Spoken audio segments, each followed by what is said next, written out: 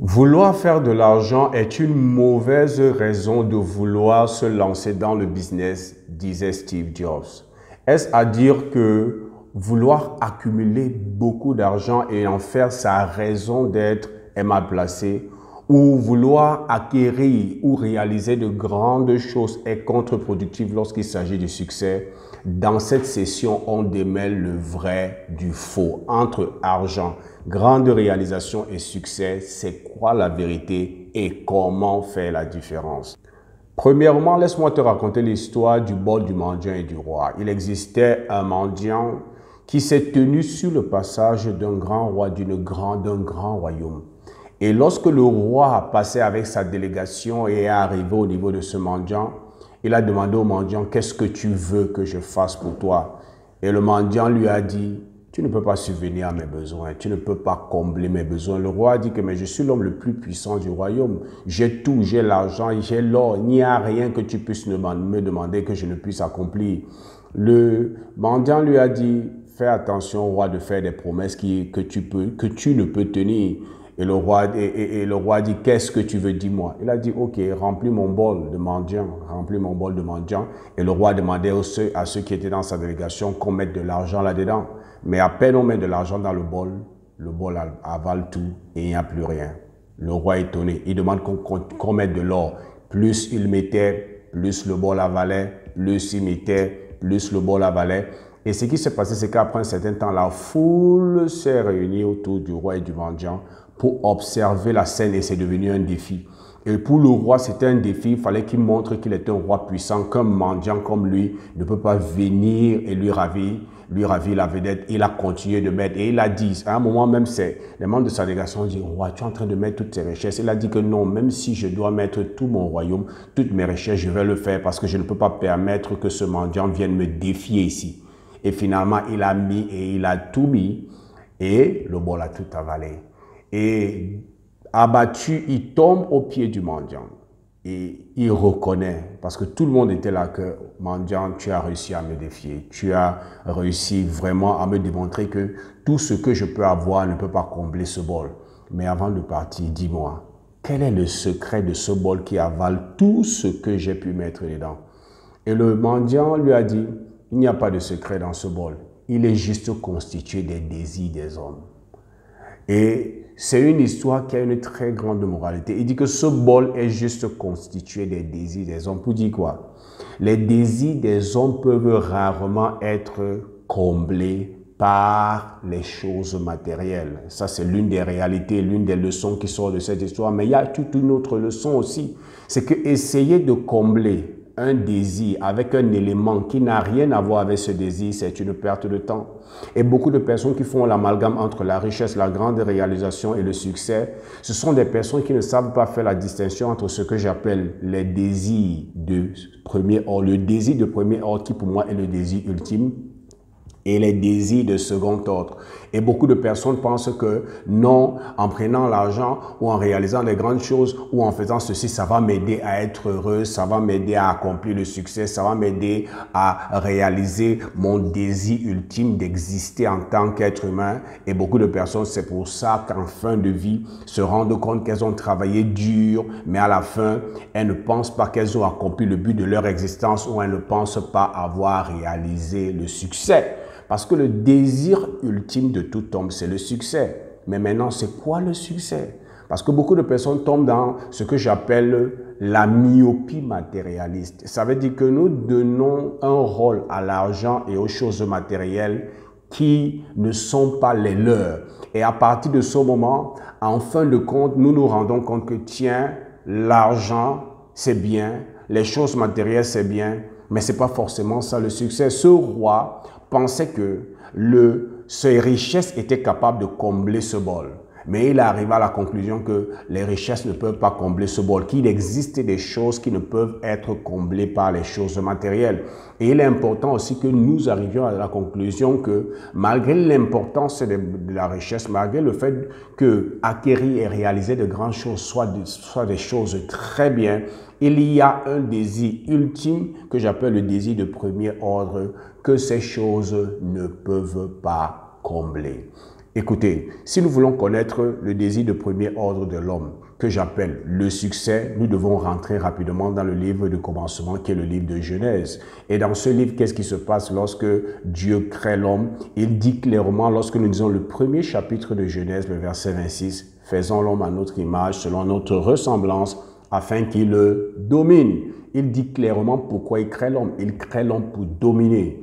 Il ne crée pas l'homme pour autre chose que pour dominer. Dominer maintenant comment? Et c'est là où vient le hic, et c'est là où l'amalgame se crée dans la vie. C'est que nous pensons que dominer, c'est quelque chose que nous devons accomplir ou réaliser en poursuivant des fois plus d'argent ou en réalisant plus de grandes choses qui sont de bonnes choses. Mais je vais te faire la différence tout à l'heure. Qu'est-ce que dans ce passage de Genèse, il nous est prescrit? Quand au verset 26 du chapitre 1, il est dit que Dieu créa l'homme afin qu'il domine. Au verset 28, il explique comment dominer. Il est dit, et Dieu les bénit en disant, soyez féconds, ça veut dire fructifier. Deuxième chose, multiplier. Troisième chose, remplissez la terre. Quatrième chose, assujettissez et dominez. Suivez, fructifier, soyez féconds, multiplier, remplissez la terre, assujettissez-la et dominez. Dominer, c'est ce qui est dit au verset 26, que Dieu créa l'homme afin qu'il domine. Mais dans ce verset, il donne le processus pour arriver à la domination. Il dit, tu dois fructifier, tu dois multiplier, tu dois remplir, tu dois assujettir afin de dominer. C'est ainsi un processus. Et dans ce passage, l'assimilation ou l'analogie qui est prise, c'est l'analogie de l'arbre. Ça veut dire quoi? L'homme ici, dans ce passage, est un peu assimilé à un arbre. C'est un arbre qui porte des fruits. C'est un arbre qui fructifie. Parce que fructifier veut dire quoi? C'est transformer ta semence en un fruit. Et c'est ça, ce sont les fonctions d'un arbre. Ça veut dire qu'il y a des caractéristiques dans l'arbre, dans cette analogie, qui nous aident à savoir ce qu'est réellement le succès, qui est un désir de premier ordre et qui ne peut être comblé par les besoins des désirs de second ordre. Parce que le roi, lui, voulait combler un besoin avec un élément qui n'entre pas dans la catégorie de ce besoin-là. Et alors, lorsque nous sommes assimilés à un arbre, nous savons que l'arbre existe pourquoi? Pour produire des fruits. Et je vais te poser la question, as-tu déjà vu un arbre qui consomme ses fruits?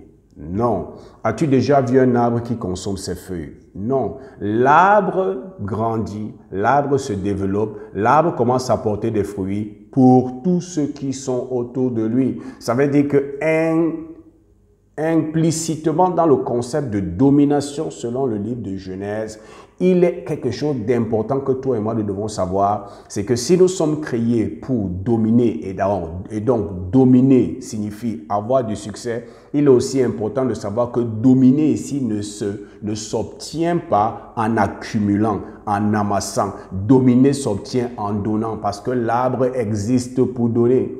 Et il va donc sans dire que si moi je cherche à dominer en amassant, je n'arriverai jamais à combler ce désir de domination. Je vais accumuler beaucoup d'argent, je vais réaliser des grandes choses. Mais en fin de compte, il y aura toujours ce vide comme ce bol de ce mendiant. Il y aura toujours ce vide au niveau du désir de premier ordre. Parce que je cherche à dominer en accumulant, en obtenant des choses, en amassant des richesses, alors qu'il est prescrit que pour dominer, il faut que je donne, fructifier, multiplier, remplissez la terre de votre fruit. Parce que c'est de ça qu'il s'agit. Ça veut dire identifier quel est mon fruit et remplir la terre de mon fruit pour pouvoir en faire bénéficier beaucoup de personnes. Vous savez, lorsqu'on est constitué pour tirer du plaisir et sentir qu'on est sur terre pour faire quelque chose d'important et être accompli, lorsqu'on est constitué pour être accompli en donnant et que nous cherchons à être accompli en recevant, on ne sera que frustré, on sera comme le bol de ce mendiant. Et c'est pour ça que beaucoup de personnes font l'amalgame. C'est pour ça que beaucoup de personnes peuvent amasser des richesses et en fin de compte sentent toujours un vide. Et ils sont étonnés de se ce que, comment est-ce que je peux avoir autant d'argent? Comment est-ce que je peux avoir réalisé autant de grandes choses? Et en même temps, je suis vide. Et en même temps, je me sens toujours comme quelqu'un qui n'est pas accompli. Parce que le désir de premier ordre qui est le succès, qui vient en accomplissant la domination, dominer, ne s'obtient pas en accumulant et en amassant les choses, mais ça s'obtient comme un arbre en se développant, en produisant son fruit, en multipliant son fruit, en remplissant notre espace d'influence de son fruit, afin que notre environnement en soit affecté. Je pose toujours la question aux gens. As-tu déjà fait l'expérience de gagner l'argent d'un bon contrat? C'est excitant, n'est-ce pas? Tu as eu un bon contrat, tu as fini le travail, tu as eu un bon pactole, c'est vraiment réjouissant. Mais as-tu déjà fait l'expérience de quelqu'un qui est réellement dans le besoin et qui vient te voir?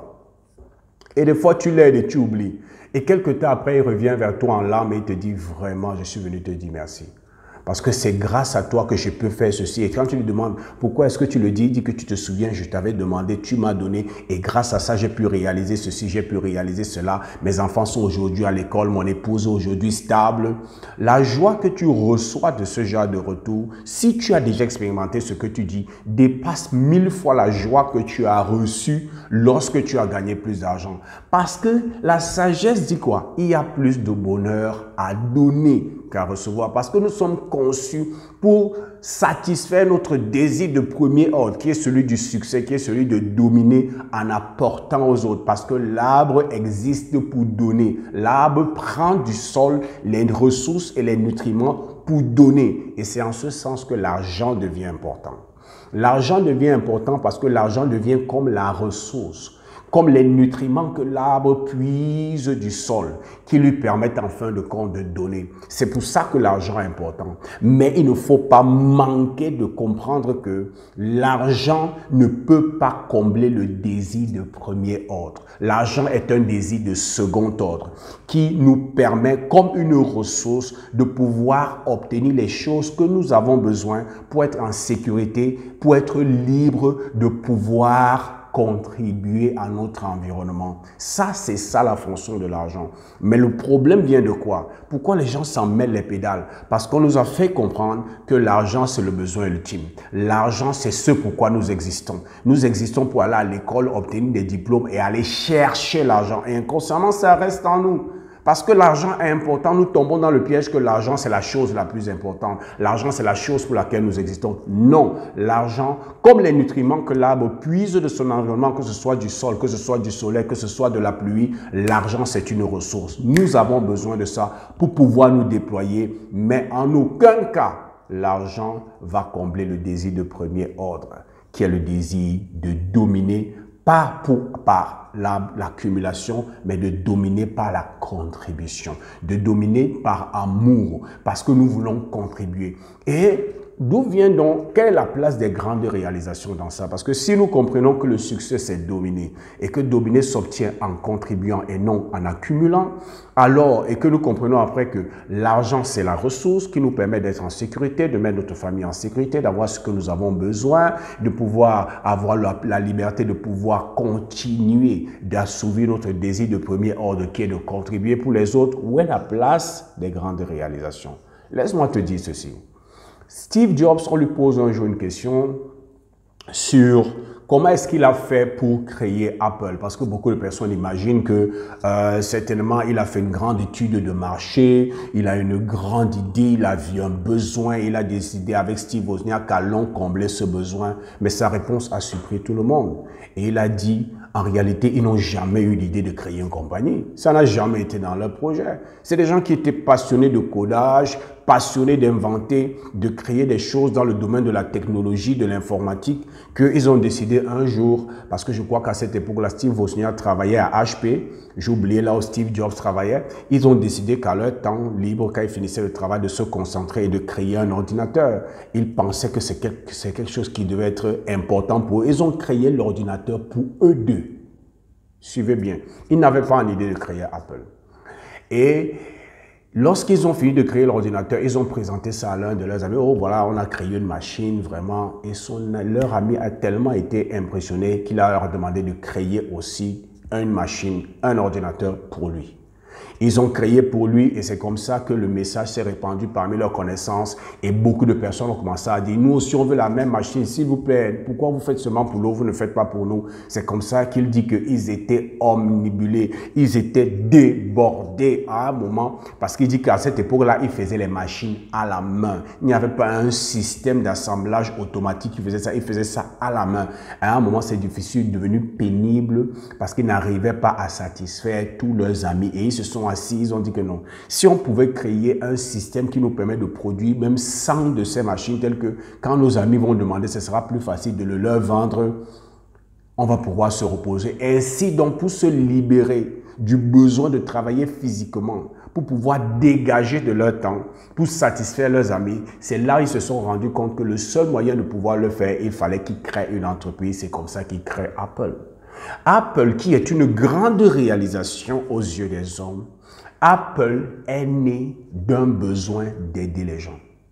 C'est pour ça que quand vous connaissez Steve Jobs, vous savez que Steve Jobs n'était jamais motivé par l'argent. Steve Jobs était quelqu'un d'extraordinaire, mais ce n'était pas quelqu'un qui était motivé par l'argent, c'était quelqu'un qui était passionné à créer des outils technologiques qui allaient révolutionner la vie des gens.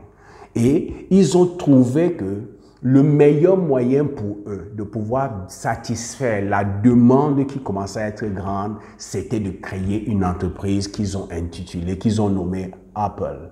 Apple aujourd'hui est évalué à plus de 3 trillions de dollars sur la bourse de New York. C'est l'une des compagnies qui a la plus grande capitalisation de l'histoire. Mais c'est une compagnie aujourd'hui que nous voyons comme une grande réalisation qui est née d'un besoin de servir. Et c'est comme ça en réalité que les choses sont établies. Nos grandes réalisations naissent du besoin de servir. Parce que nous avons vu quoi dans le livre de Genèse? Le processus c'est quoi? Fructifier, multiplier, remplir, assujettir afin de dominer. Maintenant, comment est-ce qu'on multiplie? Des fois, dans le processus de multiplication de ton fruit, qui peut être ton talent, qui peut être ton produit, qui peut être ton service, qui peut être la valeur que tu vas apporter, qui peut être ton message, quelque chose que le monde a besoin, parce que c'est ça le fruit. Le fruit, c'est ce que tu apportes au monde, parce que personne ne va vers un arbre simplement comme ça. Nous allons pour chercher le fruit. Qu'est-ce que tu as que le monde a besoin? Dans le processus donc de systématiser la production de ton fruit, de multiplier ton fruit, de remplir le marché de ton fruit, tu seras appelé à réaliser de grandes choses. Tu seras appelé à mettre sur pied peut-être une organisation. Tu seras appelé à acheter des voitures. Tu seras appelé d'avoir un certain standing parce que tu sais que si tu n'as pas un certain standing, tu ne vas pas être important. Les gens ne vont pas t'écouter. Les investisseurs peut-être ne vont pas t'écouter et à partir de là, ça t'amène à réaliser des grandes choses. Ces grandes choses que tu réalises, non seulement vont aider à combler tes désirs de second ordre, parce que nous tous, nous voulons réaliser les grandes choses, mais ces grandes choses vont t'aider à assouvir le désir de premier ordre, qui est ton désir de succès et de dominer selon Genèse. Écoute-moi très bien. Ça me rappelle l'histoire d'un des industriels camerounais qu'on appelle Bertin Tchofo. Je suivais son témoignage un jour sur YouTube et il dit que il avait une réunion un jour avec ses banquiers. Il est allé à la réunion, il avait une petite voiture avec un chauffeur et il avait réussi à obtenir des prêts de milliards pour l'une de ses industries auprès de ses banquiers. Et le directeur de la banque, à la fin de la réunion, le raccompagne. Et quand il le raccompagne, il voit la voiture dans laquelle il entre. Et il dit que Monsieur Bertin, ce que vous faites n'est pas sérieux. Parce que Bertin, à la base, c'est quelqu'un de humble. Il dit que vous ne pouvez pas nous demander d'investir autant de milliards sur vous et vous ne vous prenez pas au sérieux. Il dit que quand vous prenez l'axe lourd avec ce genre de voiture, vous mettez en jeu votre vie, la vie des membres de vos familles, mais en même temps, notre argent que nous avons investi chez nous. Donc, il a dit à Bertin, séance tenante, que je vais demander qu'on vous débloque une autre ligne afin que vous puissiez renouveler votre parc automobile et que vous achetiez des voitures dignes de votre rang et qui peuvent être plus sécurisées. Et il dit que c'est comme ça qu'il était obligé de changer les voitures qu'il utilise, changer son apparence. Pourquoi? Parce que le statut le lui imposait. Donc vous allez venir voir, vous voyez quelqu'un, une grande maison, un certain standing, c'est parce que ce genre de réalisation va avec ce qu'il veut accomplir, pas pour lui, mais pour servir le marché. Tu ne peux pas vouloir lever des milliards et tu viens à vélo. Tu ne peux pas vouloir lever des milliards et tu vis dans une maison quelconque. Les grandes réalisations, normalement, sont supposées être la conséquence de ce que nous voulons dominer. Dominer comment? En servant les gens, en contribuant. Et dans le processus de multiplication de notre fruit, de remplissage de notre espace d'influence de notre fruit, nous serons appelés à réaliser de grandes choses.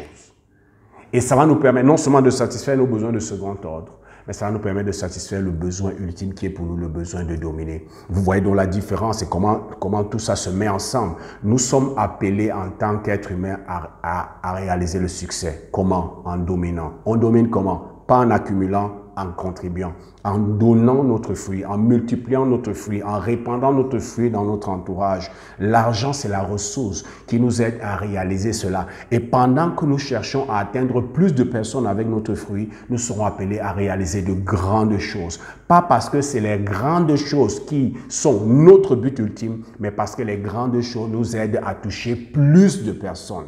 Et lorsque nous comprenons ça, nous comprenons quelle est la place du succès, quelle est la place de l'argent et quelle est la place des grandes réalisations. C'est ça que je voulais que l'on partage aujourd'hui. Je voulais qu'on démêle tout ça afin que beaucoup de personnes qui s'en mêlent les pédales puissent voir la différence et puissent comprendre quelle est la place de chacun et comment le tout s'intègre. La grande erreur, c'est de faire comme le roi de cette histoire, de penser que l'argent peut combler le besoin ultime ou les grandes réalisations peuvent combler le besoin ultime. Non. L'argent aide à obtenir les choses que l'argent peut obtenir. Les grandes réalisations vont te donner une petite satisfaction éphémère, mais il y aura toujours ce grand vide, le désir ultime de dominer qui ne vient pas en accumulant, qui vient en contribuant, qui ne vient pas en prenant des autres, qui vient en donnant. Et lorsque tu comprends ça, ça te place en pole position pour que ta vie ne soit plus la même. J'espère que tu as obtenu assez de valeur de cette vidéo. N'oublie pas, abonne-toi à notre page et à notre chaîne. Like cette vidéo, partage-la avec qui tu sais peut être intéressé par ce type de contenu. Laisse-nous tes commentaires, qu'est-ce que tu en penses. Laisse-nous même tes questions. Comme j'ai l'habitude de dire, c'était Zoé du Cameroun. Je te souhaite le succès.